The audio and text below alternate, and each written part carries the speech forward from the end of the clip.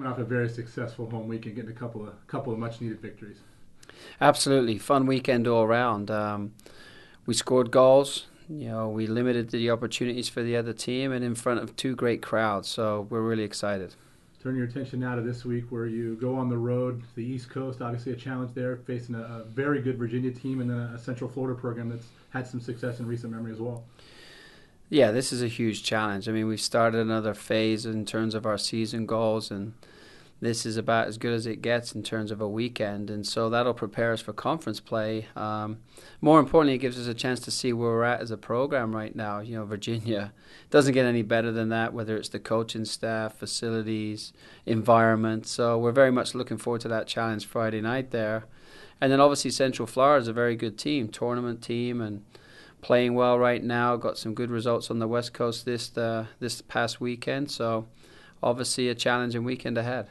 Doc, I know you're a little bit ways away from conference play, but just looking around the country, the conference has had some good results already this season. Not just your program, but others as well. Yeah, absolutely. I mean, we're one of the top conferences in our sport, obviously, and Conference of Champions. It speaks for itself. So it's going to plan, I think, in terms of the results that the conference is getting, and it just shows that there's a lot more parity within our conference, but also across the board in women's soccer. There's such parity between teams, and you're seeing some funky results here and there, which in history would be funky, but I just think it speaks to how much our sport has evolved.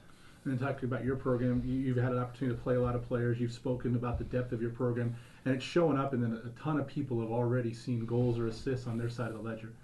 Very excited. We have to be more dynamic than we were last year, and the players have worked hard at that. We had to be a better version of ourselves.